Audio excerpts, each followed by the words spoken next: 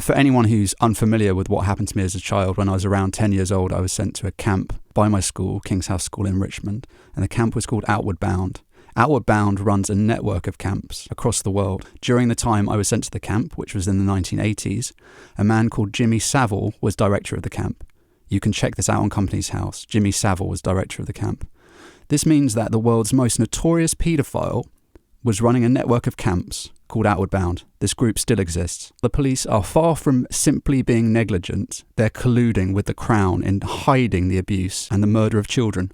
I know that might sound quite shocking. You might think that's quite shocking. I don't believe the police could be doing this. Well, if you think that, please have a look at the emails we've sent to the police and also look at the responses from the police because they're very, very revealing. As we look through the emails, you'll see how the police begin by replying in quite reasonable ways. But slowly, we discover that the police have absolutely no interest in any details about the child who I witnessed murdered. Absolutely no interest. They do not ask her surname. They do not ask for a description of her. They do not ask if I know anything about her family, where she came from. They ask nothing whatsoever. All the police ask in over a year, I want to be clear about this, in over a year of correspondence with the police, the only thing the police are interested in is my address, my contact details, and my medical information. They ask no further questions about the little girl that I saw murdered, who was called Claire. In a year, they ask nothing about Claire. The first email that we'll look at here is where I write to a group called the NSPCC. That's the National Society for the Prevention of Cruelty to Children. This group is an organisation in the UK, and it's the first point of contact that most survivors will have when they make a report about the abuse they experienced as a child. You can see here in this email I've written, "Hello, I experienced childhood sexual abuse at King's House School in Richmond, London during the 1980s. Several teachers at the school participated, and it included ritual sexual abuse at an Outward Bound holiday camp. I was subjected to rape, torture, and witnessed the murder of a young girl called Claire. I have attached a statement detailing the names of the abusers and the locations at which the abuse took place. I have tried to provide as much information as I can. I hope this information can be used to support the witness statements of other survivors for the protection of children and as a basis for a police investigation into these institutions. What is the best way for us to proceed now?" So I sent this email, and then I also attached a statement. I won't go into it in a huge amount of detail in this video. There are other videos that cover exactly what happened to me, but if you do want to pause the video at this point, you can take a good look at exactly what is in my statement. To summarize, for over a week, I was tortured and abused by men at the camp. I was prostituted by men at the camp.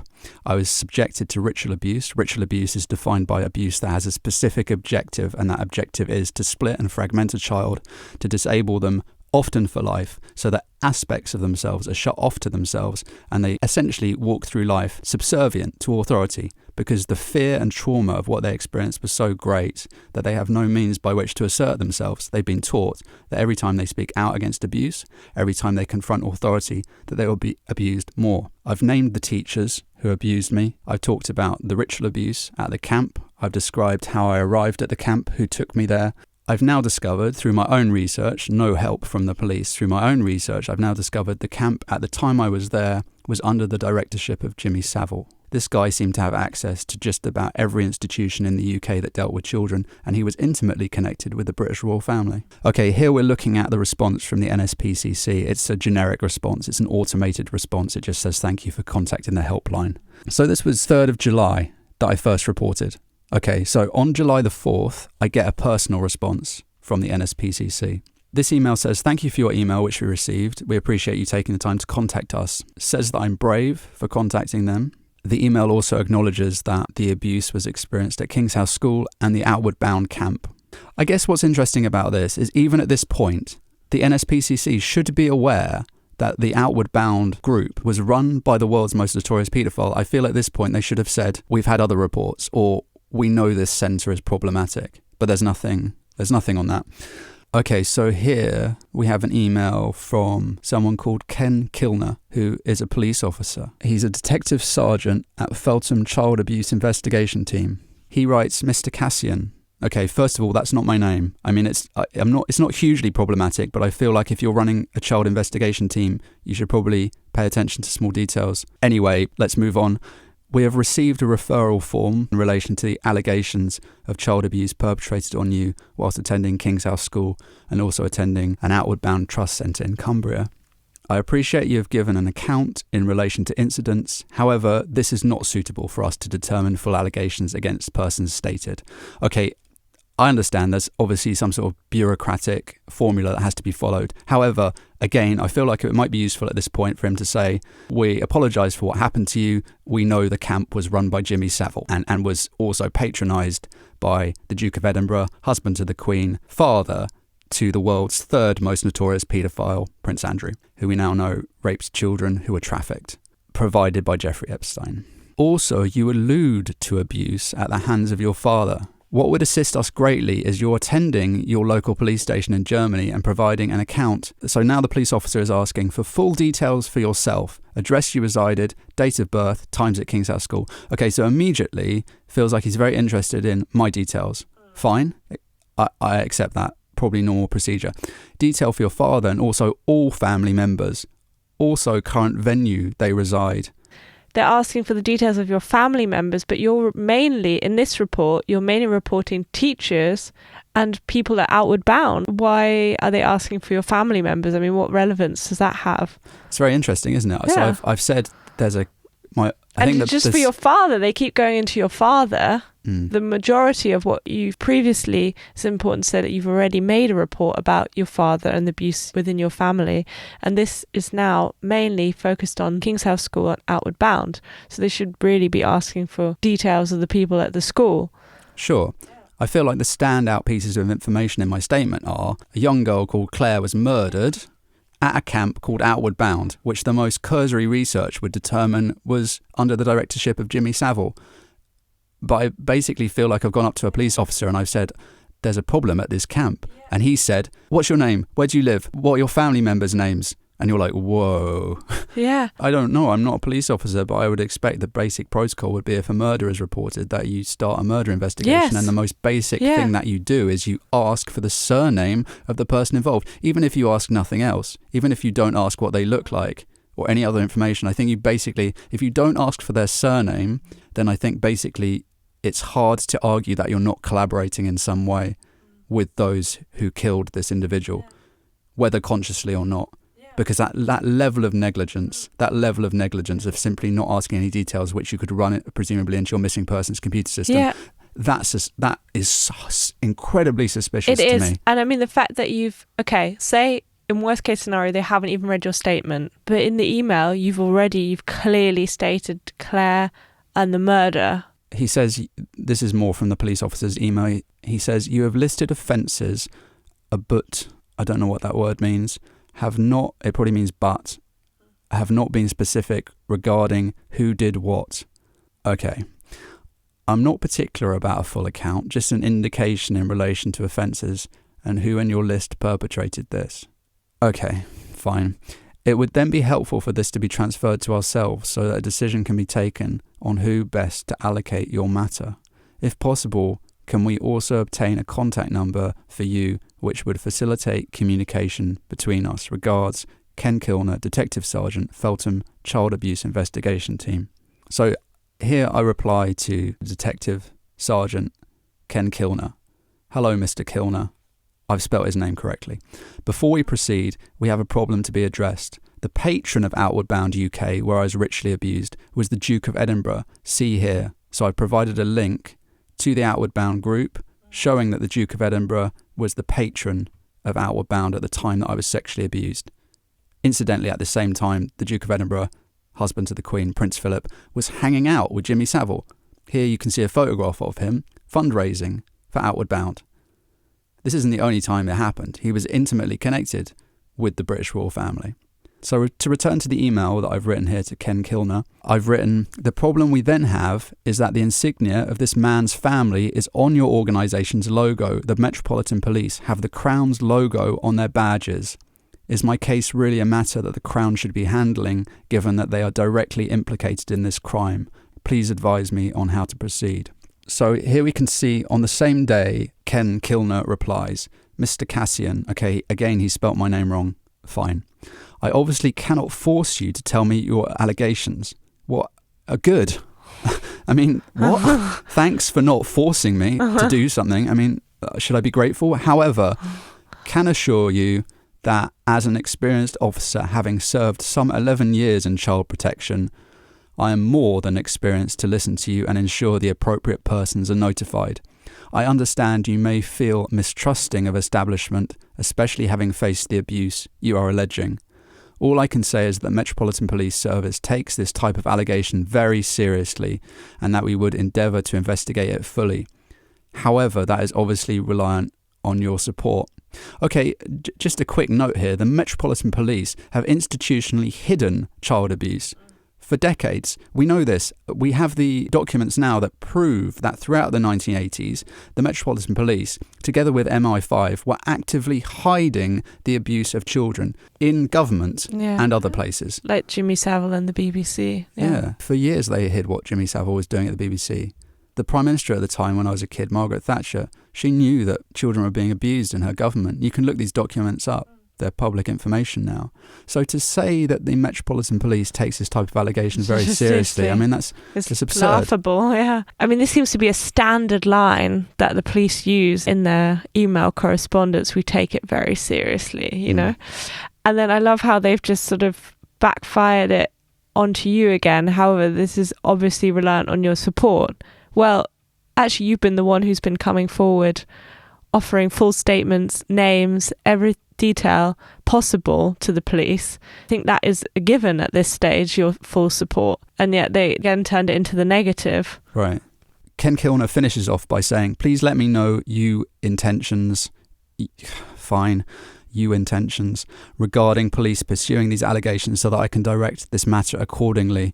So I replied to Ken Kilner, thank you for your email. Yes, I have almost no trust in the establishment since we know that from the government through to the BBC, the sexual abuse of children was accepted and enabled. Even now, the British government conceals information.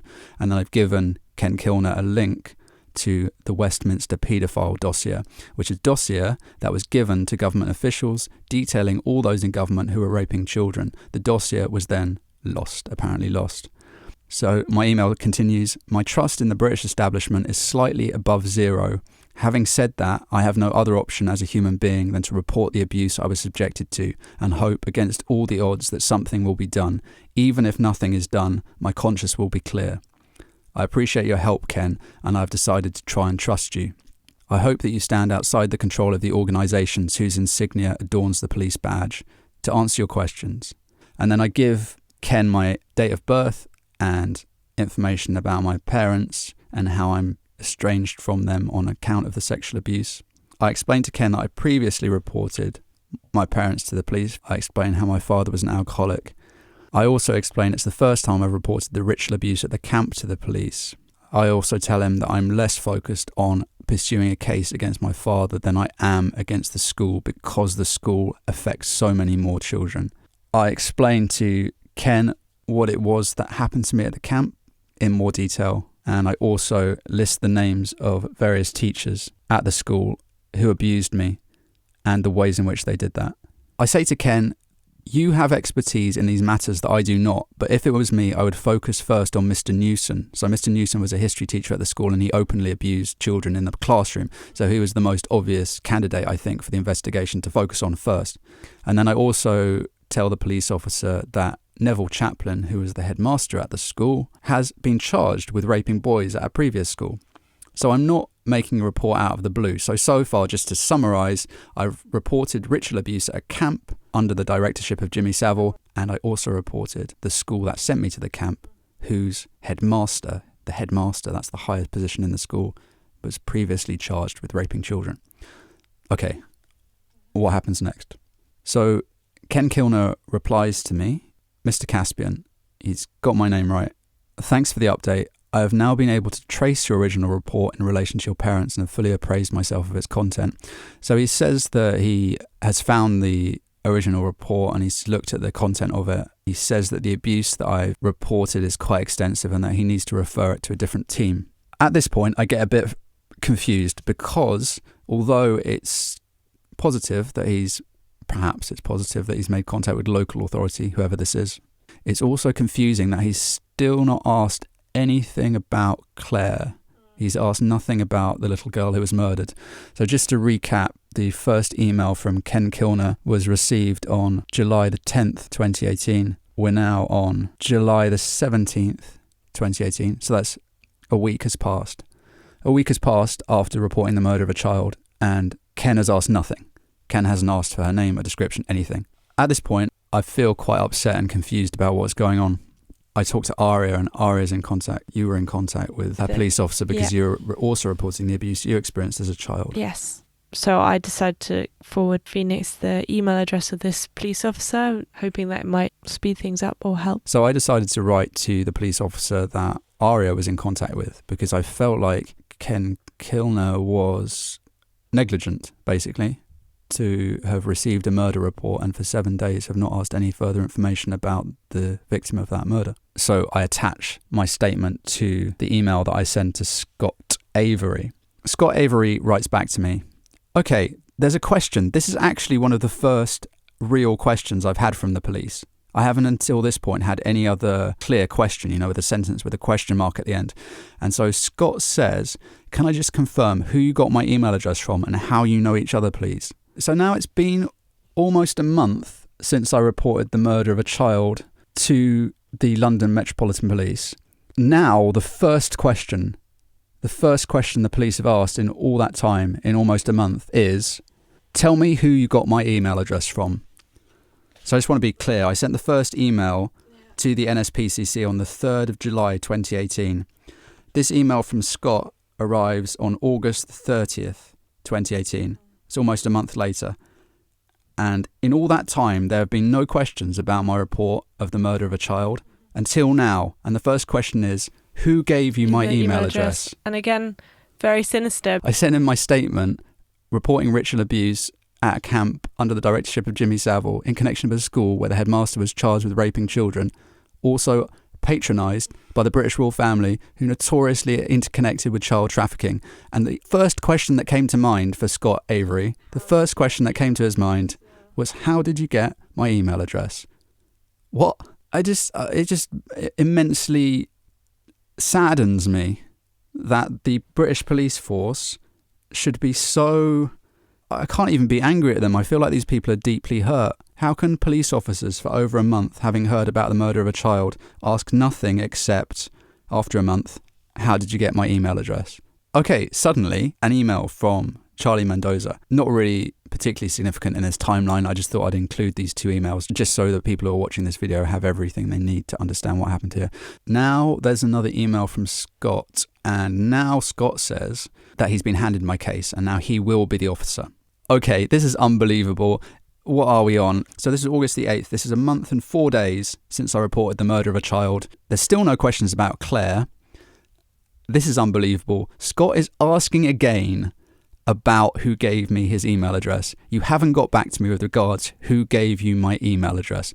This is just mind-blowing. So the investigative skills, the apex of the Metropolitan Police's investigative skills in relation to determining the veracity of allegations about a child murder at camp, which is known to have been run by a paedophile, the apex of their questioning skills has manifested this question. And the question is, who gave you my email address? What?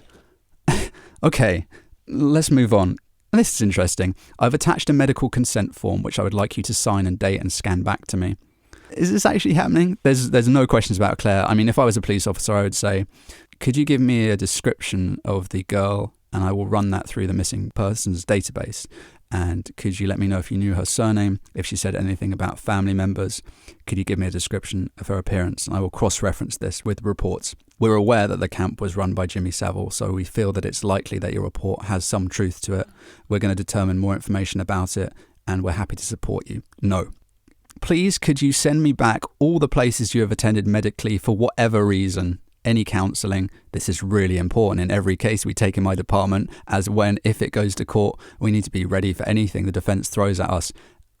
Look, Scott, I don't know. It sounds a bit suspicious. It sounds like you've not asked anything about the abuse I've experienced, but you're looking for intelligence on me that might compromise me. Yes. Is that what's happening? Okay, so Scott goes on. So I need the following answered. Who gave you my email address and how do you know them? just to be clear, this is the third time that Scott, as a representative of the Metropolitan Police, has asked any questions. The first three questions, which he's repeatedly asking, which he's obsessed by, is who gave you my email address and how do you know them? Is this... Okay, I mean, this obviously is happening because it's here in this email, but it's kind of... Is this happening? Okay. What was your last doctor surgery in the UK? Scott, I don't know what's happened to you, man, but seriously, someone has reported the murder of a child. You want to know how they got your email address. You're obsessed by that. The second thing you want to know is who was their doctor. Maybe it's important. I'm sure at some point in the court case, the team representing the royal family or whoever would say this person's mad. They always do that. They try and discredit the person who's giving the evidence. That's their first port of call. They look to discredit whoever is giving the evidence. However, to have this as the second most important question, it's mind-blowing. What is your current doctor's surgery in Germany? They're preoccupied with this doctor thing. I basically don't see doctors. I'm fairly healthy. I'm vegan. I don't find myself going to doctors. This whole notion of the doctor is very confusing to me, and it's very interesting that he's so preoccupied with it. 4, would you be willing to come to the UK to be interviewed about all the abuse you suffered as a child? Let me think. Who am I saying abused me? Right, so I was abused at a camp patronised by the British Crown. Would I come to the UK to be interviewed? It's like I'm reporting the Holocaust and I'm saying, I've just come from Germany and there's a fucking Holocaust happening. And then I phone the Nazi party back in Germany and I say, I've witnessed the murder of people in camps. And then the Nazis write to me and said, would you consider coming back to Germany to give evidence? No, I wouldn't actually consider going back to a country run by the people who abused me to give evidence. No. 5, what is your phone number so I can make contact? Do you want to make contact, Scott? Or do you want to figure out where I am using whatever databases MI5 have available for this type of information? Because clearly they colluded with the abuse of children historically.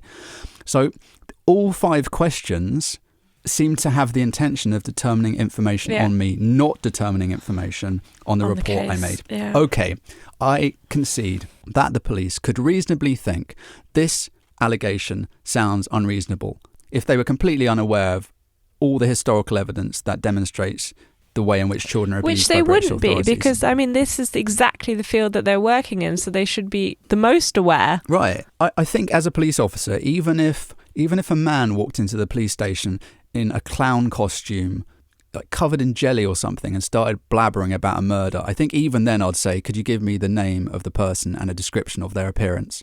That would be the most basic thing. That's not what's happened. Someone very serious has written a list of allegations very coherently. They've been completely ignored. This is incredibly suspicious. Incredibly suspicious. So Scott finishes his email. He says, keep in mind an investigation of this size will not be resolved quickly and could take years.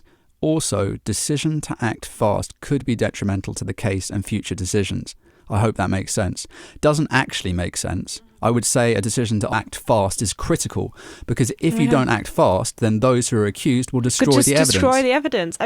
At this stage, the first thing they could be doing, looking for all the details they can find of Claire and going to Outward Bound. To think that a survivor is stupid enough to believe that the police acting slowly is to their advantage.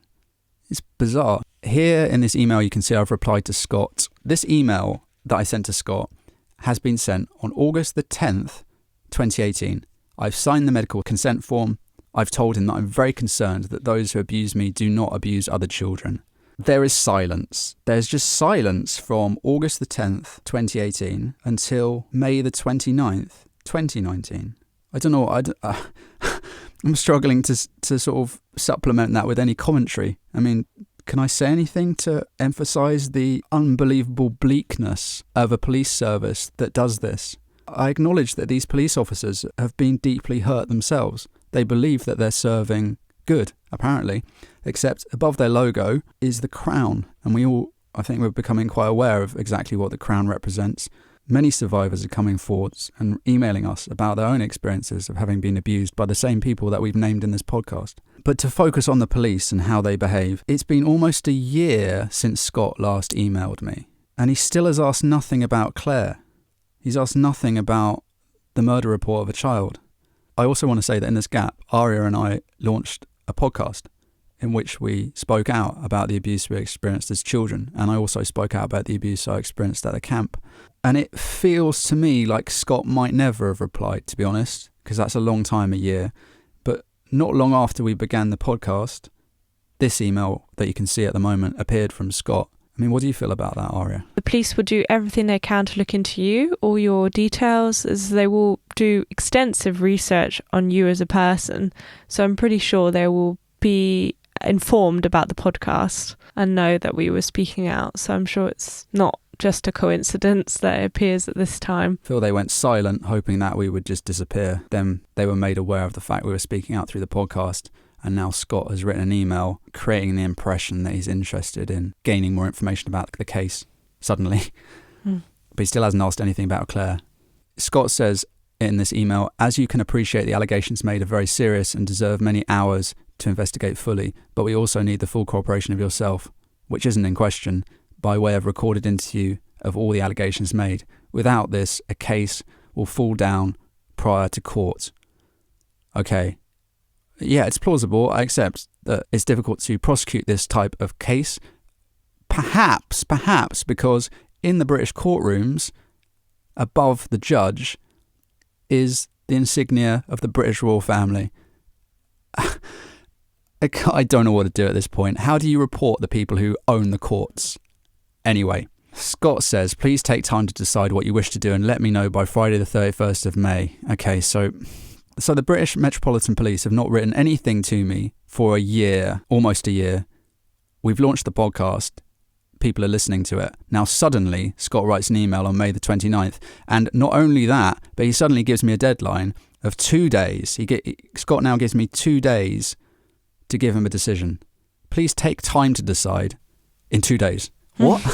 So you've not written to me for a year, Scott, and now take my time to decide in 2 days. This is classic intimidation. This is classic police intimidation. This is classic.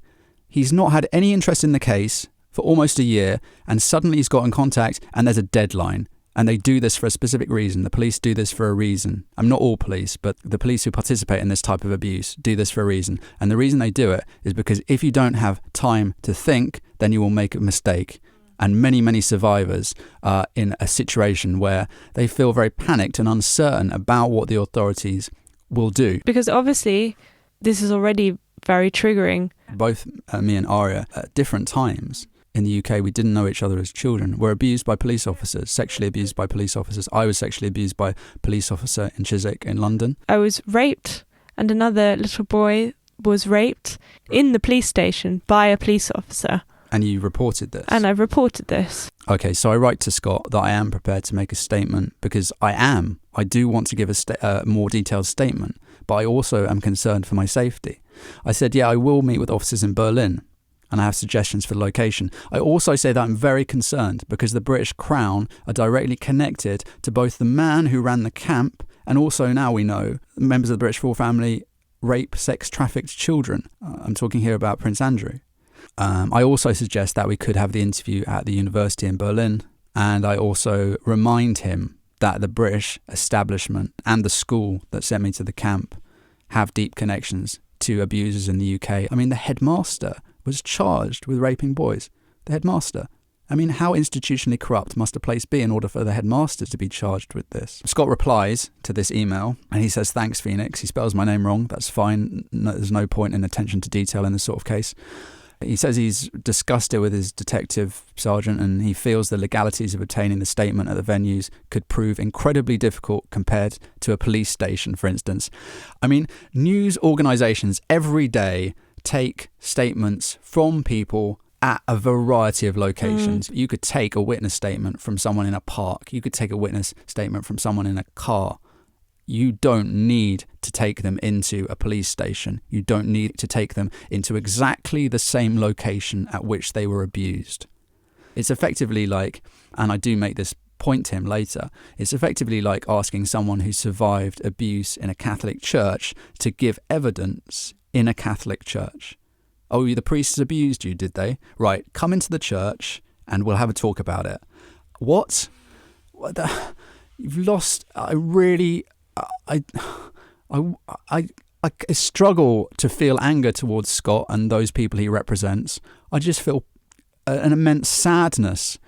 Does he know that what he's been taught to do by the police is itself abusive? Do you think he's aware of that? Or do you think he's just following instructions? Or do you think some part of him knows how misguided it is what he's doing? I think he must be on some level aware. I just think there's such a power play being played out. And yeah, I mean, perhaps he's not the mastermind of everything, but he is the point of contact, and he should take responsibility for what he's doing, and he's not. I mean, it seems like he's actively complying with the wishes of whoever's higher up, I'm sure, this whole structure. And I mean, for me, I do understand if he wants to submit the interview as evidence in court, perhaps there are stipulations that the interview needs to be recorded at a police station. However, I don't know if that's true, for a start. Second thing is, if that is true, then great. The system has been designed to re-traumatise survivors of sexual abuse, many of whom will have been abused by those connected with the British police. The priority for them should be gathering the information. So even if my statement can't be used as evidence because it isn't recorded under the precise circumstances stipulated by the Crown, I still think it's worthwhile doing an interview with me and then using the information in the interview to determine if there's further evidence supporting my allegations. I think the whole structure, the whole framework, it's literally built up to prevent people coming forward. It's not in any way neutral. It's really a power play. Okay, so in this email I replied to Scott, and I just say that I understand his position. And I say that asking me and Aria to give statements in a police station is like asking survivors of abuse by priests to give statements in a Catholic church.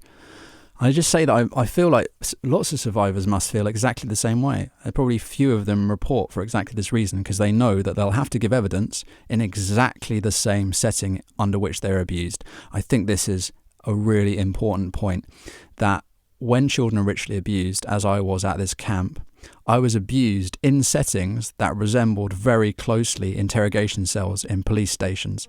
And if you think about it, this is an incredibly malevolent but clever way of ensuring that no one ever speaks out about the ritual abuse. If you rape and intimidate a child in a small cell-like space and you dress as police officers, or you are police officers, then you have ensured that that survivor will never ever give evidence for the court. It's a very, very simple equation. If you associate a stimulus with a response, like Pavlov associated the arrival of food with the ringing of a bell, that's associative conditioning, you can associate fear responses as well. So if you rape and abuse a child in what looks like a police station, or in our case is in literally a police station, then you have eliminated the means by which that child as an adult can ever speak out, because they will be terrified of returning to that situation. So I just say to Scott that I understand his point, but I think there should be a neutral context in which survivors can make statements. I tell him again we're happy to meet him at the Canadian Embassy or a corporate office space. I think even for an average person who perhaps hasn't been abused, to be taken into a little cell and be confronted by aggressive questioning, I mean, who invented this procedure? Your ability to recall information and relate information is massively impaired if you're in a state of fear. So it's like they have designed a system where you are as scared as possible. I feel that the objective of the police should be to gather information and then to compare that information to other reports from other individuals. Okay, so Scott replies here, hello both. So now Scott is writing to both me and Aria at the same time. Okay, that's fine.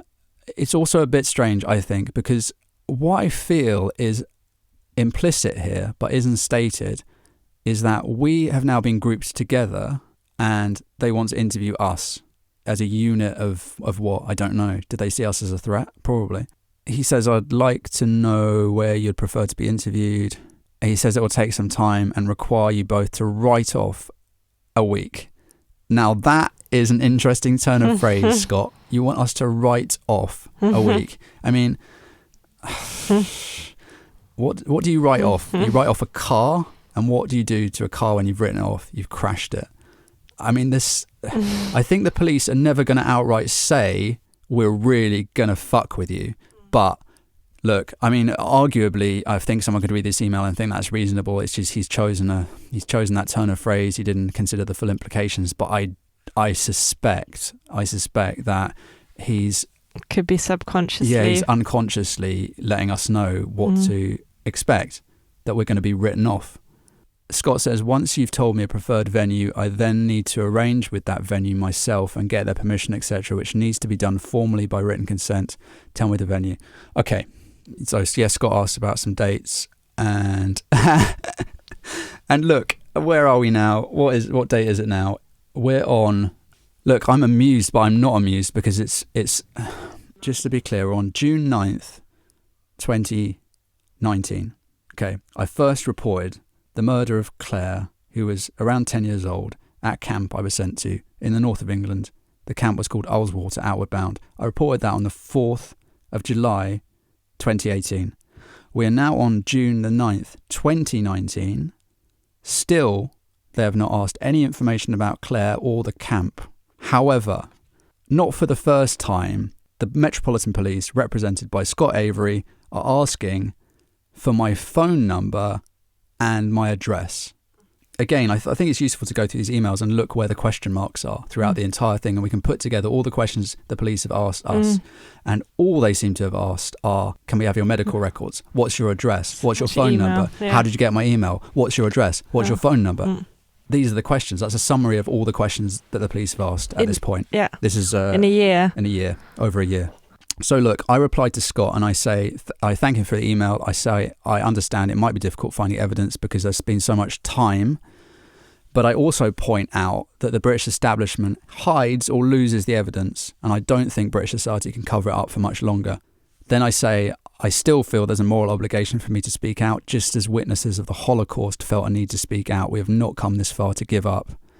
And then I give Scott some suggestions on different spaces we can use in Berlin, and I also suggest that he could meet us at the university. So that's June the 19th, 2019, that I send this email to Scott. Over a month later, this email appears from Elena Saragato3 at met.police.uk. Okay, I mean, I'm instantly confused about this email. It implies that there are 3 Elena Saragatos at the Metropolitan Police. I mean, I'm not really... Fine, that's incidental. She says, Dear Aria and Phoenix, hope this finds you well. My name is Elena and I work in the same team as DC Avery. Okay, so DC Avery was Scott Avery, who we were talking to at length before, who was arranging to come to Germany to take our interviews. Elena says, apologies if you have tried to contact him in the last couple of weeks. Okay, I haven't, but anyway, he has been away from the office unexpectedly and we don't have access to his email account. Okay, so Scott, for over a month, has not sent anything. It seems like he's disappeared. He's apparently been away from the office unexpectedly. Okay, and we don't have access to his email account. I mean, I find that hard to believe. So the Metropolitan Police do not have access to everyone's email accounts. I mean, I can understand they might have certain investigations they don't want shared with other departments, but I would have thought there would be someone within in the hierarchy who could say, okay, we can give you access to the emails because it's so vital to continue investigating this case. I think, though, people watching this video have to make their own decision about this, but so far, it's been well over a year. The police haven't asked any details about the abuse. They haven't asked any questions about it, apart from trying to find personal information on me. Now, our main contact, Scott Avery, has disappeared unexpectedly, and no one has access to his emails. And now Elena Saragato 3 has emailed us, and she says that she wants to confirm what dates in August they can carry out the recorded interview. Okay, so Elena Saragato is T/DC, and she apparently is the Child Abuse Investigation Team, West Area. Okay, so abstract. Right. And also, what's that about the 3 at the end? Implies there's 3 others. Anyway, so we replied to Elena and we suggest that she calls the university and makes a reservation for a room. Elena replies and she says, I've called the university today and they have refused to let us book a room. They have refused to let us book a room. Ari, you go to the university. What do you think? I don't know what to say. I can't really believe that they would refuse to book a room for something so important. Okay, so Elena says the room has to be private in a quiet area, no windows, adequate lighting, multiple power sockets, accommodate 3 people, 3 meters by 3 meters, seating movable and comfortable, close to toilets. Okay, look, it's very confusing at this point. I do understand that we're asking the police to meet us in a location that is neutral. However, now they're asking us to basically build them an entire movie studio. They basically want us to be set designers and create them the entire circumstances under which they will then interrogate us. Yeah. No windows, at least 3 meters by 3 meters. I mean, that's tiny. Give us seating, give us power sockets, make sure there are toilets nearby.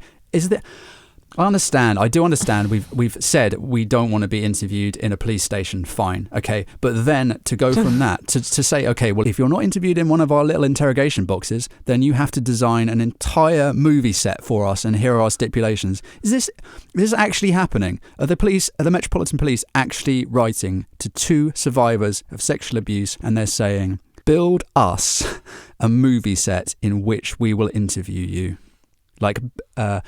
make sure there are no windows, put up curtains, make sure there's lighting, make sure it is this size, make sure it's comfortable for us, and make sure there's toilets nearby. I mean, hopefully people who are watching this video can just sort of plainly see there's a problem here. But I mean, just to sort of clarify one last time, although I've really sort of lost enthusiasm for this correspondence with the police, I feel they're basically saying to survivors, if you won't meet us in a space where we can intimidate you, then you must treat us like your house guests and not really like an average house guest who's sort of happy to just, sit on the sofa and have a chat. But we have a rider. This concept of a rock band has a rider. The only thing the police have left out here is that they only want blue M&Ms, or they want 6 ripe bananas and a copy of Time magazine, What? The police have sent us a rider. The Metropolitan Police, in response to abuse survivors wanting to speak out, have sent those abuse survivors a rider, like a rock band sends a rider to the venue saying exactly what they want. Okay, so here I say to Elena, why did the university refuse to book you a room? What was the name of the person you spoke to? At this point, I concede I'm quite angry because the British police have sent me a list of demands, basically, as a survivor to accommodate them as representatives of the Crown, who was the group who abused me as a child. So I say to Elena, the British police force does not get to dictate the circumstances under which survivors of abuse by the British Crown give evidence. The interviews will take place at university in a calm, open space with windows in daylight. I have also arranged for representatives of the university, as well as American and German interests, to be present, and we will also be filming the interview. I mean, this is basic self-preservation. Of course I will have representatives from other governments present. Of course I will film the interview, because my experiences as a child of being abused by police officers have not left me. And also because all of my correspondence up to this point has indicated to me that the police have no interest in the case. They only have interest in discrediting me. So I've written to Elena, naturally you understand why this is. Your uniform bears the insignia of the Crown and also of the Freemasons. And this is true. Over 2/3 of British police officers, when surveyed by the government, refused to answer the question of whether or not they were members of the Freemasons. And the checkerboard pattern that runs around the police helmet was introduced by a prominent Freemason called Percy Silto. If you research Percy Silto, you can discover exactly the influence he had on the police and how he designed the uniform. And this was a guy who was a prominent Freemason. So I'm saying to Elena, there's problems here. First problem is your badge bears the logo of the Crown, and the Crown were connected with the camp where I was abused. And I'm also saying there's another problem, and that another insignia on your uniform, which is the checkerboard pattern, indicates you represent the Freemasons, and the Freemasons abused you, Aria, as a child. So I say to Elena, essentially, we are giving evidence against who you represent.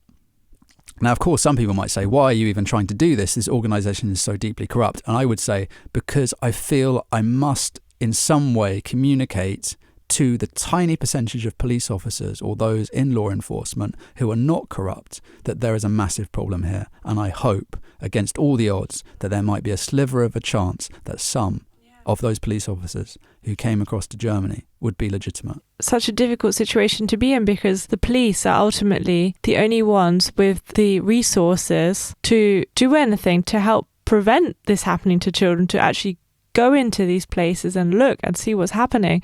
What other institution does that? There aren't any other ones. Yeah. So I also say to Elena, it has not escaped our attention that I reported the murder of a child to your organisation over a year ago, and 0 questions were asked regarding Claire's surname, age, appearance.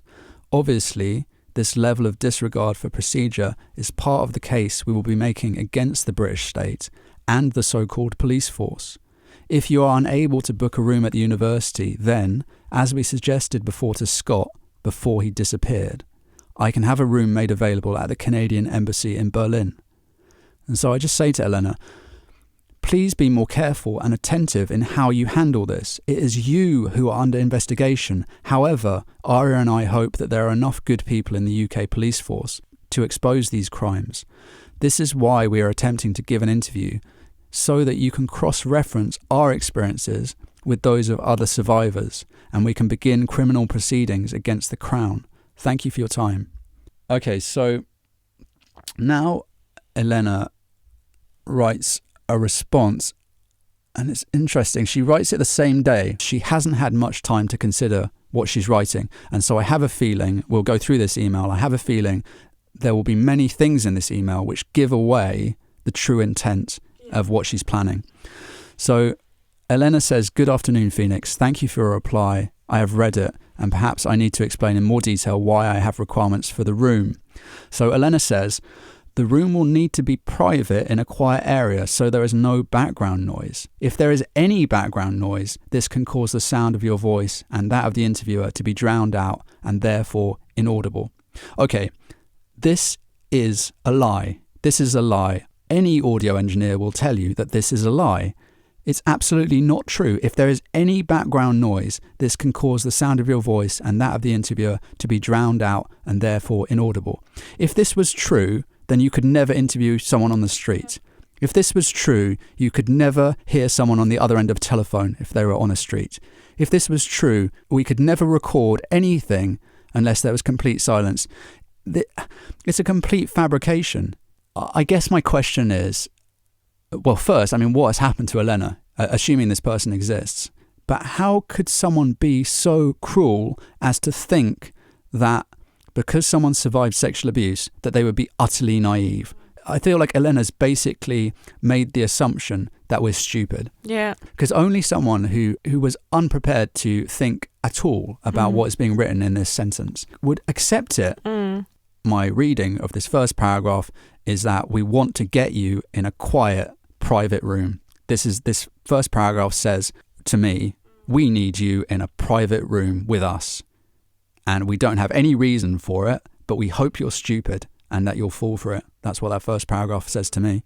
And the second paragraph says the room should have no windows, or at least should have curtains. Again, this is to avoid any distractions being recorded that would divert attention away from what is being said.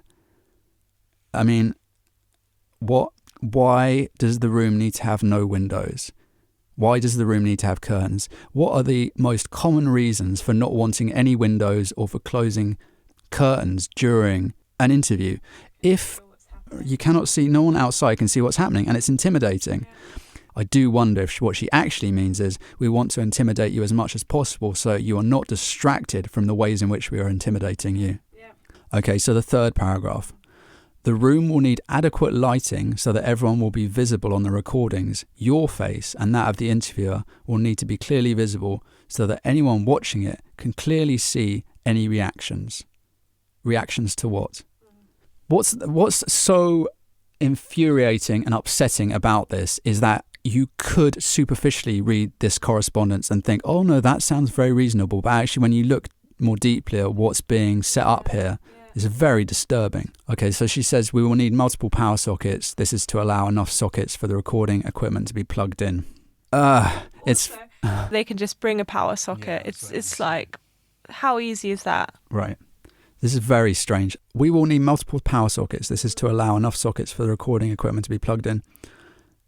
I mean, again, this seems like an innocent statement. They would like some power sockets. However, it feels like another item on the rider. Like we'd like another bowl of blue M&Ms and 6 packets of salt and vinegar crisps and a photograph of Kurt Cobain. If you need multiple power sockets, please bring an adapter. That isn't the purpose of this sentence. The purpose of this sentence is, we control you. Get this and that and this and that and get us that and get us some blue M&Ms and get us a power adapter and get us some curtains. Very controlling. It's very controlling. I can see, reading between the lines of whoever wrote this email, this is an attempt to control those who are attempting to give evidence against the Crown. Okay, Elena goes on. The room needs to be big enough to comfortably accommodate 3 people, at least 3 meters by 3 meters. Okay, that's a very small room. It's 1 meter per person. Yeah, she does say at least 3 meters by 3 meters, but the idea that they would do it within a 3 meter by 3 meter room, wow. Okay, this is so the recording machines can capture everything that happens and to allow enough space for everyone to be accommodated without feeling claustrophobic. I think it's just interesting, like we said with the other emails, it's always being turned to the negative. There's always all these words being brought in, 3 by 3 meters, claustrophobic, right, that already bring in the sense of the atmosphere they're trying to create. Again, I feel like she's sort of giving the game away. You're going to feel claustrophobic, she's saying. Or at least claustrophobia has been introduced as this idea. Where did that come from, Elena? Like we were just talking about doing an interview. Where's the claustrophobia thing come from? Okay. Elena writes, the room should have seating that is movable so that it can be set up in a way that the recording equipment will be able to capture everything in the room. And seats should be comfortable enough for people to be sat on for about 2.5 hours at a time so that you or the interviewer isn't in any undue discomfort. The last paragraph ended with claustrophobia. This paragraph ends with discomfort. This is a really surreal paragraph. Okay, Elena is saying it's almost like they want to say so that the recording equipment will be able to capture you in the room. Right. You know? Interesting sort of language there, isn't it? Yeah. You've got claustrophobia, capture, discomfort. Mm-hmm. I do understand that maybe when you're watching this video, you might think, oh, you're reading a lot into this. Well, I mean, we don't have much to go on. And the general tone of these emails has been utter disrespect for us, utter disinterest in the nature of the allegations and fascination with us and what they can do to discredit us. That's my view. And that's why I'm focusing with a laser-like intensity on the precise language that's used. Also, just to make it extremely clear, if you look at what has actually happened, 0, nothing has actually happened. The case hasn't been investigated. Literally all we have to go on is the emails because they haven't done any research. They haven't done any investigating. And isn't it fascinating that they haven't indicated that they've collected any evidence that supports our case, and that's the reason they want to come all the way to Berlin. They want to fly police officers all the way to Berlin with recording equipment based on what they say is no evidence. And they want us to create them a specific circumstance under which we will apparently, what it sounds like, be interrogated, basically. We'll feel claustrophobic, we'll feel discomfort, we'll be captured. Elena says the room should ideally be close to toilet facilities, so if you need to use the facilities during the interview, then there would not need for a long pause that could be detrimental to a case. Why would taking a break from an activity be inherently detrimental to that activity? Doesn't make any sense. In this paragraph, Elena seems to be basically saying if there's a break in the interview, it will be detrimental to our case. It seems to be going back to the intimidation techniques, you know? Yeah. It's like try and do things as quickly as possible. Yeah, I feel like if the police were honestly trying to gather information on this case, then they would want the survivor giving the account to be as calm and comfortable as possible, and to take breaks whenever necessary, having the awareness that psychologically as humans we give the most accurate and forthright accounts of our experiences when we're not under pressure. Okay, so the next paragraph that Elena writes, she says the video recorded interview would need to be conducted according to the established policies and procedures of the Metropolitan Police Service and the Crown Prosecution Service. Okay, so the interview has to be conducted, Elena is saying, according to the Crown Prosecution Service. So the group that I'm giving evidence against is determining the circumstances under which I give that evidence. Elena says this would mean that we could accommodate one other person being in the interview to offer you support if you require it, but they would be sat behind you and would not be allowed to speak, ask questions or communicate with you. This is in order to stop any allegations by anyone that you are being coached or prompted. I mean, this is life. Every day we have conversations and we do not know for sure whether or not someone external to this person is manipulating them. What's ironic is in this circumstances, we directly know someone is manipulating Elena. The Crown Prosecution Service. So we know that Elena is being coached and prompted. She's being coached by the police service. She's been trained by them. She's been literally coached. And she wants now to confront a survivor of sexual abuse. She's with other police officers. They have video cameras pointed in the face of the survivor. They've enclosed them in the same space under which they were most likely abused. And she is being coached and prompted by the British Crown. However, the survivor, if they want anyone else in the room, that person has to sit behind them and cannot make contact with them. Elena also writes, they would need to have identification that would prove their name, address and date of birth in order for their details to be verified. Okay, Elena says, I'm really sorry, but you will not be allowed to film or record your interview. This will be recorded only by Metropolitan Police equipment. This is non-negotiable, I am afraid. And this, in this one paragraph, I think we have the entire problem with the British establishment encapsulated. That they can film you, but you cannot film them. You can be investigated, but you cannot investigate them. They wear gold crowns, you do not. And this is non-negotiable. This is non-negotiable. Elena here, as a representative of the British Metropolitan Police, is saying that survivors of abuse cannot hold the police to any account. Only the police will have a record of the, what should we call it, interrogation, interview. You cannot record it. What? You cannot record your own interview with the police. You cannot record it. Deeply problematic. I mean, as I suspect, this is an interrogation. It's an attempt to extract information from us in an attempt to discredit my provable testimony of abuse at an Outward Bound centre connected with the British Crown run by Jimmy Savile. At this point, it seems transparent. They're basically saying, if you read between the lines here, we're going to interrogate you and you will have no means by which to prove that we did it. That's what that paragraph says. Elena then says, you will be interviewed by a detective. There will be no uniform present. I mean, I'm not really sure what that means, that he's not going to wear a uniform. I appreciate that you're worried about meeting and dealing with the Metropolitan Police Service, but rest assured that the detectives who attend will only be interested in taking your statement so that progress can be made in this investigation. Look, if that was true, then they would have asked for Claire's surname. They would have asked for a description of Claire. Also, interesting to note, we've actually given full statements, written statements. I'm sure, yes, it's important for them to meet us and to see who we are and to get a general impression.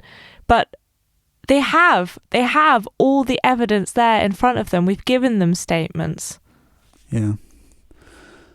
Okay, then she says we should consider a room at the Canadian Embassy. This is interesting. I will also need the Canadian Embassy to contact me in order to confirm the bookings. This is so we have confirmation that we have a room booked before travel arrangements are made. Maybe, Elena, maybe. Or is it so that you can determine who at the Canadian Embassy I'm in contact with? Here I reply to the British police and I say, given that the British police force will be able to film us, but we will not be able to film them, I think it's better for Aria and I to go directly to the news media in Germany. I expected this might be the case, and we have sufficient evidence in Scott's correspondence to demonstrate the complicity of the Metropolitan Police in the cover-up of child abuse. And I also write, As survivors of childhood sexual abuse by uniformed police officers, Aria and I will not reenact the circumstances of our abuse by having police officers film us under circumstances they wholly dictate. Last time this happened to us, people wearing your uniform were raping us. And then I say to Elena, very clearly I say, if you film us, we film you. This is the most basic equality. And that's true. This is the most basic equality. I also say, be aware that you will, if you agree to our terms, be interviewing us on German territory. The British police have no jurisdiction here, and so it is irrelevant whether you give permission for people to be in the room or not. You will also not be IDing anyone. You will be outside British territory. I'm being very assertive here because I feel like I'm being lied to, I feel like I'm being manipulated, and I feel like I'm being coerced into a space where I will be abused. Aria and I want to give the British police force an opportunity to listen to our detailed accounts of abuse as children and to cross-reference that with the accounts of other survivors. This is your organisation's chance to do something about the problem of child abuse in the British establishment. And then I just finished the email by saying, the alternative is that we bypass you and go public with the substantial evidence we already have against the Metropolitan Police. Let me know what you decide. Elena has replied and she says she's sorry that we can't be interviewed under the conditions. And this is critical, okay? Elena says, if I do not hear back from you within 7 days, I will unfortunately have to close all of the reports down. Okay. This is well over a year since I reported the abuse I experienced at the Ullswater Outward Bound camp in the north of England, which included the murder of a child called Claire, who was around my age. And that she is one of the reasons that I'm doing these videos, that I really want it to be known what they did to her. I want it to be known what the British Crown and those connected to the British Crown do to children. I want people to know. It's now over a year and the London Metropolitan Police have been told that a girl and likely others, many other children, have been killed at an Ullswater camp during ritual abuse. And now the Metropolitan Police say, if we do not hear from you in 7 days, they will close the case down, having asked nothing about Claire, having asked nothing about the 10-year-old child that I saw killed at the camp in Ullswater. 7 days. No questions about the camp, no questions about Claire. They will close the case down, having done nothing apart from attempted to intimidate us. I don't respond to that because it makes me so angry and upset that I do not respond. Now, this is the last email we get from the police. This is on August the 2nd, 2019. 1 year and 1 month since I reported being abused. I received this email from someone called Graham Blake, Detective Constable. This is someone I've never heard from before. He says, "Good evening, Phoenix. I have read the email below that was sent to you by Saragato on the 25th July. I have spoken to her. She has not heard anything back from you. I can now confirm that the allegations you have made will be closed down. I will take no further action in these matters. Kind regards, Graham Blake, Detective Constable, Safeguarding, CAIT, Team 3. Who are these people? What is Safeguarding, CAIT, Team 3? Who are they safeguarding? Why is the badge to the left of DC Graham Blake's name adorned with a crown? Why for over a year did the London Metropolitan Police Force ask nothing in relation to the report of a murder of a child at a camp that was directed by Jimmy Savile, the UK, if not the world's most notorious paedophile? How many people have they done this to? How many children have been reported murdered at these camps? And how many times have the police said, I can now confirm that the allegations that you have made will all be closed down?